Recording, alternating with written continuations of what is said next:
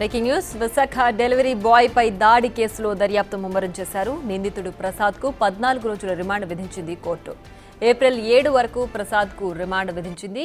ఇక ప్రసాద్ పై ఎస్సీ ఎస్టీతో అట్రాసిటీతో పాటు ఇతర సెక్షన్ల కింద ప్రసాద్ పై కేసు నమోదు చేశారు.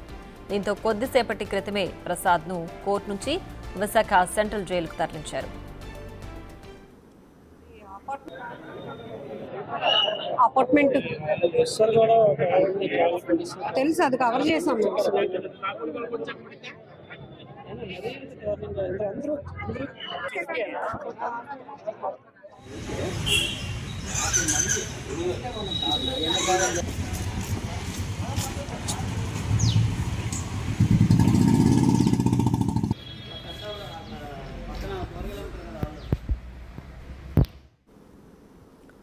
ఇక విశాఖ డెలివరీ బాయ్ పై దాడి కేసులో దర్యాప్తును ముమ్మరం చేశారు. నిందితుడు ప్రసాద్ కు 14 రోజుల రిమాండ్ విధించింది కోర్టు. ఏప్రిల్ 7 వరకు ప్రసాద్ కు రిమాండ్ విధించింది. ఇక ప్రసాద్ పై ఎస్సీ ఎస్టీ అట్రాసిటీతో పాటు ఇతర సెక్షన్ల కింద కూడా కేసు నమోదు చేశారు. దీంతో కొద్దిసేపటి క్రితమే ప్రసాద్ ను కోర్టు నుంచి విశాఖ సెంట్రల్ జైలుకు తరలించారు.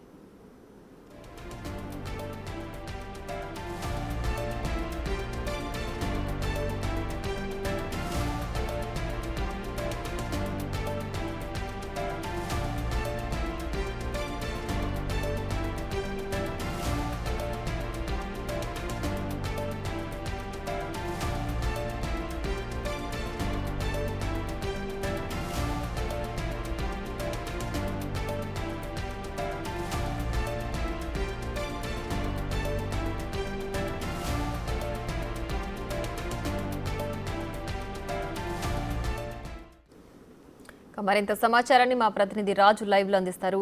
రాజు, చెప్పండి, విశాఖ డెలివరీ బాయ్ దాడి కేసులో ప్రసాద్ ని 14 రోజుల రిమాండ్ విధించారు కదా, ఏంటి దీనికి సంబంధించి ప్రస్తుతం అప్డేట్?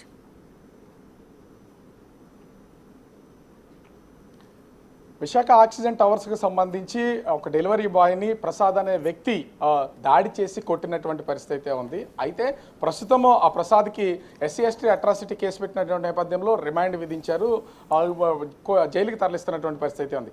అసలు ఇప్పటి వరకు ఈ కేసుకు సంబంధించి అసలు డెలివరీ బాయ్పై దాడి ఎందుకు జరిగింది, అసలు నిజంగా దాడి చేయడానికి గల కారణాలు ఏంటి, అటు సోషల్ మీడియాలో విపరీతంగా ప్రచారం జరుగుతున్నటువంటి పదం బ్రో అని ఏమన్నా యూజ్ చేశాడా లేదా, ప్రస్తుతం మనతో పాటు ప్రత్యక్షంగా ఈ డెలివరీ బాయ్ అనిల్ మనతో ఉన్నాడు. మనము వాళ్ళ గ్రామానికి అయితే ప్రస్తుతం వచ్చాము. ఇంచుమించుగా విశాఖ సిటీ నుంచి దాదాపుగా 150 కిలోమీటర్ల దూరంలో ఏజెన్సీ ప్రాంతంలో ఉన్నటువంటి గ్రామం ఇది. అతని చిన్న కుటుంబానికి సంబంధించింది, పక్కన ఉన్నటువంటిది వాళ్ళ ఫాదరు. అయితే కొంత భయపడుతున్నాడు, ఆ మాస్క్ కూడా తీయడానికి ఇబ్బంది పడుతున్నటువంటిది అయితే ఉంది. ఒకటి అతన్ని అడుగుదాం అసలు ఎందుకు ఏంటి అనేది, అసలు ఆ రోజు ఏం జరిగింది. చాలా విషయాలు దీని మీద విపరీతమైనటువంటి ప్రచారం జరుగుతుంది. ఇందులో నిజమే ఉంది అబద్ధం ఉందని ఎవరికి తెలియదు. ప్రసాద్ అనే మీ మీద దాడి చేసిన ఆయన్ని ఇప్పటికీ ఆల్రెడీ జైలుకి పంపించినటువంటి ప్రశ్న. ఆ రోజు అసలు ఎన్ని గంటలకు వెళ్ళావు నువ్వు? ఈ స్విగ్గీలో ఎన్ని గంటలు, ఎంతకాలమైంది స్టార్ట్ చేసి? నేను ఇంతకుముందు ఆల్రెడీ వైజాగ్ వెళ్ళాను సార్ నేను. సో అప్పుడు స్విగ్గీలో లాగిన్ అయ్యి మళ్ళీ నేను వెనక్కి వచ్చేసాను సార్. ఒక 10 days అలా వర్క్ చేసి తర్వాత గురువారం అన్నది నేను వైజాగ్ వెళ్ళడం జరిగింది సార్. గురువారం అన్నది వైజాగ్ వెళ్ళడం జరిగింది సార్. శుక్రవారం వచ్చేసి ఈ లోపు నేను ఇంటర్వ్యూస్ కాబట్టి నేను అప్లై చేస్తున్నాను సార్, వెళ్దామని చెప్పేసి ఆన్లైన్లోనే. ఈ లోపు ఏం జరిగిందంటే శుక్రవారం ఖాళీగా ఉన్నాం కదా, ఆల్రెడీ ఎంతమంది మనం స్విగ్గీలో లాగిన్ అయ్యి ఉంది కదా అని చెప్పేసి నేను అది లాగిన్ అవ్వడం జరిగింది సార్. ఫస్ట్ ఆర్డర్ నాకు అదే పడ్డది సార్. ఆయన అంటే శుక్రవారమే మొదటి ఆర్డర్, అంటే రెండోసారి 10 రోజులు చేసిన తర్వాత రెండోసారి వెళ్తే మొదటి ఆర్డర్ అదే శుక్రవారం. తర్వాత మళ్ళీ వైజాగ్ వెళ్తే శుక్రవారమే ఫస్ట్ ఆర్డర్ వచ్చింది సార్. అదే ఫస్ట్ ఆర్డర్ అయితే 10:30 తర్వాత మేబీ ఆర్డర్ వచ్చింది సార్. అది వచ్చిన తర్వాత ఏమైందంటే నేను ఆ లొకేషన్కి వెళ్ళాను సార్. ఆర్డర్ ఎక్కడైతే వస్తుందో పికప్ చేసుకోవడానికి వెళ్తే ఆ చుట్టుపక్కల ఎక్కడ కూడా యాక్చువల్గా రెస్టారెంట్ నేమ్స్ ఉంటాయి సార్. ఇక్కడ లేలా అని పడ్డది సార్. చుట్టుపక్కల ఎవరైనా లేలా అంటే ఏం తెలియట్లేదు అంటున్నారు సార్.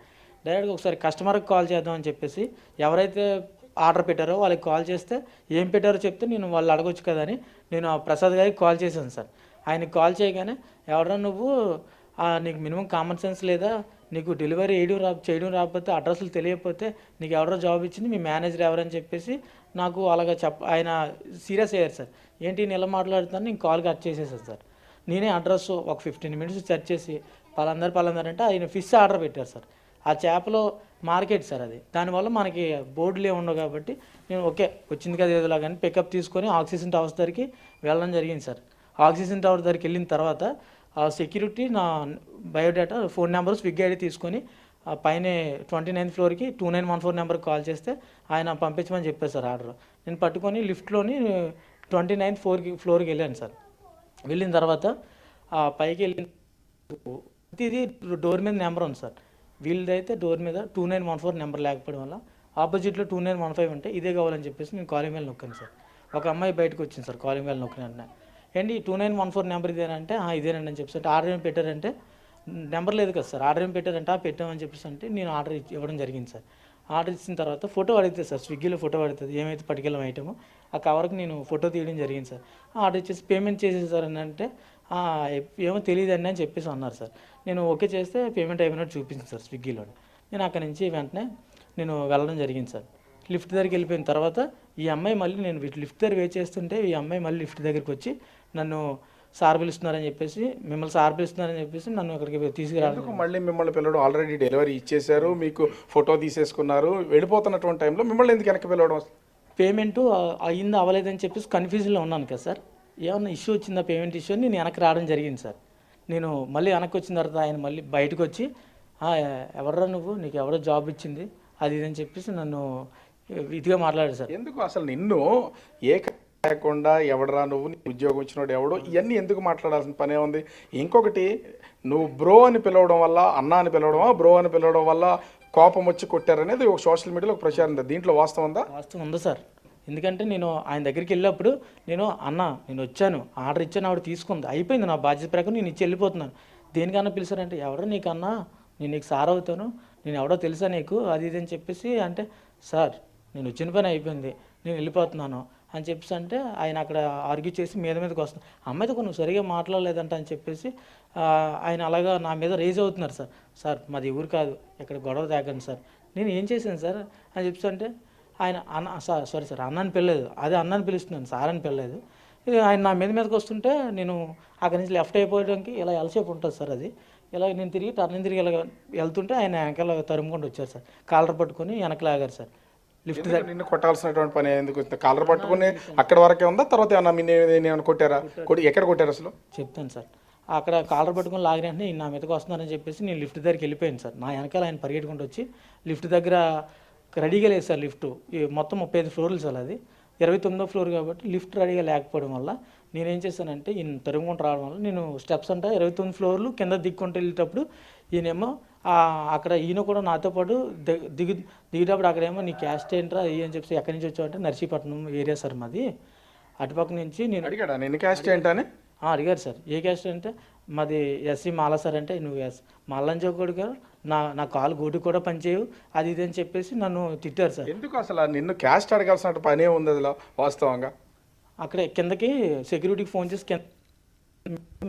స్టెప్స్ అంటే తరుముకుంటూ వస్తున్నారు కదా సార్, ఇంకేం మాట్లాడకుండా నేను అలాగే వెళ్ళిపోతుంటే కిందకి వెళ్ళిన తర్వాత సెక్యూరిటీ ఫోన్ చేసి బ్లాక్ చేశారు సార్. నన్ను బ్లాక్ చేసిన తర్వాత నన్ను అన్నాను పిలుస్తున్నాడు, అమ్మాయితో సరిగా మాట్లాడలేదా అది ఇది అని చెప్పేసి నన్ను ఆ విధంగా అక్కడ బయట హింసించారు. ఏమన్నా పైన కొట్టారా? పైన అంటే ఆ రూమ్ లో నేను వాళ్ళ ఇంటి దగ్గర కొట్టడం కానీ ఇట్లాంటిది ఏమైనా చేసిందా? బయటే సార్, ఇంట్లో బయట వరండా ఉంటుంది సార్, హాల్లోనే సార్ గొడవ. అక్కడి నుంచి అలా కిందకి స్టెప్స్ అంటే దిగడం వల్ల 29 ఫ్లోర్ కిందకి ఎక్కడైతే సెక్యూరిటీ మెయిన్ గేట్ ఉంటుందో ఎంట్రింగ్ గేటు అక్కడ పెద్ద ఇష్యూ అయింది సార్. అక్కడ అయ్యింది. నన్ను ఇంత పైన ఏం జరిగింది వీళ్ళు చెప్తున్నాను సార్. అన్నాన్ని పిలిచానండి, ఆయన సార్ అని పిలవన్నారు. నేనేమో అన్నాన్ని పిలవడం వల్ల ఇది అంతా జరిగిందండి. ఆ అమ్మాయిని కూడా ఏమనుకుంటున్నావు? అమ్మాయి మౌనిక అనే అమ్మాయి ఇంట్లో పనిచేస్తున్న ఆమె చేయి పట్టుకున్నావు, ఆమె ఆ విషయంలో అసభ్యంగా ప్రవర్తించావు కాబట్టే నేను కొట్టారనేది కేసు పెట్టారు నీ మీద. అది అసలు అందులో వాస్తవం ఉందా? అసలు నువ్వు మాట్లాడావు, అని చేయి పట్టుకున్నావు, ఏంటి అసలు? వాస్తవం లేదు సార్. అందులో వెళ్ళాను, పార్సల్ ఆర్డర్ ఇచ్చేసాను, వితిన్ సెకండ్లో నేను వెళ్ళిపోయాను సార్. ఒకవేళ కానీ నేను ఆ అమ్మాయినే కానీ ఏదన్నా ఉంటే నేను లిఫ్ట్ దగ్గరికి వెళ్ళిపోయి మళ్ళీ వెనక్కి రాను సార్. నేను కానీ తప్పు చేసి ఉంటే నాకు దేనికి సార్ ఆ అమ్మాయి చేపట్టుకోవడం అని నాకు వెళ్ళాను, ఆర్డర్ ఇచ్చాను, వెళ్ళిపోతాను, నా బాధ్యత ప్రకారం చేసుకుంటాను సార్ నేను. సో కిందకి వెళ్ళిన తర్వాత ఆయన ఏం చేశారంటే నన్ను క్లోజ్ చేయించి మొత్తం ఎక్కడ వీళ్ళకి నేను ఎక్స్ప్లెయిన్ చేస్తుంటే పైన ఏం జరిగింది అన్నది ఈ లోపు చెక్క తెచ్చుకొని ఇష్టాసారం వచ్చినట్టు ఒక 30 minutes నాన్ స్టాప్ కొట్టారు సార్. ఎవరు అతను ఒక్కడే ప్రసాద్ ఒక్కడే కొట్టాడా లేకపోతే సెక్యూరిటీ వాళ్ళు కూడా నీ మీద దాడి చేశారా? ఆయన ఒక్కరే కొట్టారు సార్. ఆయనకి సంబంధించిన వాళ్ళందరూ చుట్టుపక్కల అందరూ చూస్తున్నారు తప్పించి ఎవరు అడ్డుకోలేదు సార్, ఆపలేదు. సార్ మీరన్నా చెప్పండి సార్ అని చుట్టుపక్కల వాళ్ళందరినీ అడిగితే నువ్వు ఎవరితో పెట్టుకోకూడదు, వాళ్ళతోనే పెట్టుకున్నావు అది ఇది అని చెప్పేసి నన్ను ఇంకా డెప్త్గా ఇంకా తగ్గించాలని చెప్పేసి ఆయన రేంజ్ పెంచడం కోసం వీళ్ళు చుట్టుపక్కల కూడా ఆయనకే సపోర్ట్ చేశారు సార్. సో దాంతో పాటు ఇంకేంటంటే సార్ ఈ బయటని స్విగ్గీ డెలివరీ బాయ్స్ ఆ లేడీస్ చాలామంది ఉన్నారు సార్. అక్కడ ఏం జరుగుతుందో ప్రతి ఒక్కటి కూడా గేట్ దగ్గర వాళ్ళు నిన్ను బట్టలు ఓడదీసి కొట్టి బట్టలన్నీ తీసేసి ఒక మూలన కూర్చోబెట్టారు అనేది ఇందులో వాస్తవం ఉందా? 100% ఉంది సార్. దాని తర్వాత అక్కడ నాకు కొట్టిన తర్వాత అమ్మాయిని పిలిపించాను సార్ కింద. సార్ ఆ అమ్మాయిని ఒకసారి రమ్మనండి, నేనేం చెప్పాను చెప్తే ఆ అమ్మాయి కిందకు వచ్చింది సార్. పిలిపించారు, మిగతా వాళ్ళు ఉంటారు కదా సార్, పిలిపిస్తే ఏంటి మీరు నా అక్కలాంటి వాళ్ళు, మిమ్మల్ని నేను ఏమన్నాను అని చెప్పండి అని చెప్పేసి అంటే ఆవిడ కిందకి కూడా వచ్చి వచ్చాడు, ఆ అబ్బాయి వచ్చాడు, ఆర్డర్ ఇచ్చాడు, తీసుకున్నాను, అయిపోయింది, వెళ్ళిపోయారు. సార్ పిలిచారు, నేను ఆయన పిలిస్తే నేను వెళ్ళి ఆ అబ్బాయిని పిలిచాను, వెనక్కి వచ్చాడని ఆవిడ చెప్పింది సార్. సార్ ఇక్కడ తప్పు ఎక్కడ ఉంది చెప్పండి సార్, నేను అప్పుడు కూడా అడిగాను సార్. ఈయన అన్నాన్ని నువ్వు నన్ను అన్నాన్ని పిలిచావు కదరా అని మళ్ళీ అప్పుడు స్టార్ట్ చేసి ఇంకా ఈయన ఈగో సాటిస్ఫాక్షన్ అవ్వక అన్నాన్ని పిలవడం వల్ల నన్ను ఏమో బట్టలాంటి తీసేస్తే నీకు అప్పుడు బయట పంపిస్తాను అది ఇది అని చెప్పేసి అంటే బయటని జనాలు ఉంటారు కదా సార్, వీళ్ళు ప్రజలు ఆడవాళ్ళు నెక్స్ట్ డెలివరీ బాయ్స్ ఉన్నారు సార్. అప్పటికే లోపల 2-3 ఉండేవారు. సంబంధించినటువంటి డెలివరీ బాయ్స్ వేరే వాళ్ళు కూడా ఉన్నారు అక్కడ. వాళ్ళు ఆర్డర్ ఇవ్వడానికి వచ్చారు సార్. వాళ్ళు ఎవరో కూడా అక్కడ ఎవరో కూడా నాకు తెలియదు సార్. వచ్చిన వాళ్ళకి కూడా బయట బ్లాక్ చేసి ఎవరిని లోపల రానివ్వకుండా బ్లాక్ చేయడం జరిగింది సార్.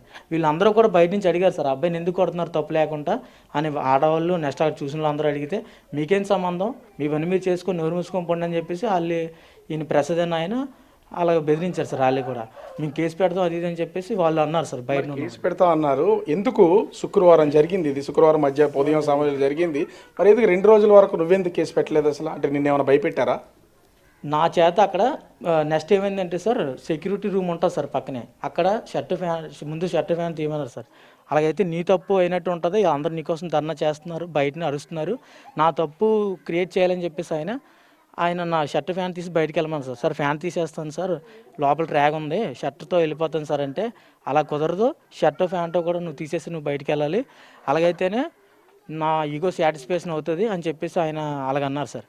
దాని తర్వాత నువ్వు కానీ అలా వెళ్ళకపోతే నీకు గంజా కేసు ఇరికిస్తాను నేను డిపార్ట్మెంట్ అని చెప్పేసి బ్లాక్మెయిల్ చేసి నా చేత నాతో కొడుతూ చెప్పిస్తున్నారు సార్. బట్టలు తీసేసి కొడుతూ లెటర్ రాయించారు సార్. లెటర్లో ఆ లెటర్లోని నాదే తప్పు అన్నట్టు రాయించారు సార్. పైన ఆ అమ్మాయితో సరిగ్గా మాట్లాడలేదని, నెక్స్ట్ నాదే తప్పని, బయటికి రా కొట్టుకుందాం అన్నట్టు నేనే అన్నానని ఆయన క్రియేట్ చేసి మొత్తం రాయించారు సార్. ఒకటి నిన్ను దాడి చేశారు, కర్రతో కొట్టారు, ఆ కిందకు వచ్చిన తర్వాత చాలాసేపు 30 నిమిషాల పాటు కొట్టారని చెప్పేసి అంటున్నావు. నువ్వు కొట్టడం వల్ల అతని చెవికి ఉన్నటువంటి పోగు కూడా పోయింది, కట్ అయిపోయిందని చెప్పేసి అతను కూడా ఇచ్చినటువంటి కంప్లైంట్లో రాసింది. నువ్వెందుకు దాడి చేస్తావు అసలు? నువ్వు దాడి చేస్తావు అతని మీద? అసలు దాడే చేయలేదు సార్ అతని మీద. మేబీ ఇలా కొడుతున్నప్పుడు అడ్డుకున్నప్పుడు మేబీ చెయ్యి ఇక్కడ ఏదో తగిలి ఉండొచ్చేమో సార్ తప్పించి సార్. నేను అతని మీద అసలు కొట్టలేదు, అతను ఏమీ అనలేదు సార్. అది లాస్ట్కి నేను షర్ట్ ప్యాంట్ తీసిన తర్వాత నేను కాళ్ళు పెట్టుకొని బతిలాడాను సార్. సార్ ఇది మా ఊరు కాదు వదిలేండి సార్ అంటే ఆయన వీళ్ళందరూ క్రౌడ్ వెళ్ళిపోయిన తర్వాత నన్ను షర్ట్ ప్యాంట్ తీసేసి బయట పంపించారు సార్. అలా నా చేత బలవంతంగా లెటర్ రాయించేసి నాదే తప్పు అన్నట్టు, లేదంటే గంజా కేసులు ఇరిగేస్తామని బ్లాక్మెయిల్ చేసేవారు సార్ డిపార్ట్మెంట్. నేను అది మరి నువ్వు వెంటనే ఎందుకు కేసు పెట్టలేదు, పోలీస్ కేసు ఎందుకు పెట్టలేదు? 2 రోజుల తర్వాత పెట్టాల్సినంత అవసరమే ఉంది. అర్ధరాత్రి టైంలో ఎందుకు ఆందోళన చేస్తారు అక్కడ మీ స్విగ్గీకి సంబంధించిన వాళ్ళందరూ? శుక్రవారం వచ్చేసి నేను అలాగ బయటకు వెళ్ళిన తర్వాత అంత అవమానం జరిగిన తర్వాత మళ్ళీ నేను ఎవరికి చెప్పుకోలేని పరిస్థితిలో ఉన్నాను సార్. అక్కడి నుంచి అలా మా ఫ్రెండ్ల రూమ్కి వెళ్ళి అక్కడ ఎవరికి చెప్పకుండా స్టేయింగ్ పడుకున్నాను సార్ శుక్రవారం. శనివారం వచ్చేసి ఈవినింగ్ నాకు 8:30కి కాల్ వచ్చింది సార్, ఇక్కడ నీ కోసం ధర్నా చేస్తున్నారని చెప్పేసి. First oxygen tower security guard అని వచ్చింది సార్ కాల్. అయితే అనిల్ అంటే మీరేనంటే నేనే అని చెప్పాను సార్. ఓకే అని చెప్పేసి వాళ్ళకి కాల్ కన్ఫర్మ్ చేసుకొని నెక్స్ట్ నా నెంబర్ అందరికీ షేర్ అయిపోయింది సార్. మీడియా వాళ్ళు, నెక్స్ట్ స్విగ్గీ బాయ్స్, అక్కడ నా కోసం ధర్నా చూసిన వాళ్ళు అందరూ లేడీస్, నెక్స్ట్ బాయ్స్, ప్రతి ఒక్కరు పోలీసులు కూడా నాకు అందరూ కాల్ చేయడం జరిగింది సార్. నాకు అందులోని ఆ టైం అప్పుడు 8:30 తర్వాత కాల్స్ వస్తున్నాయి కదా సార్, ఏం చేయాలి నాకు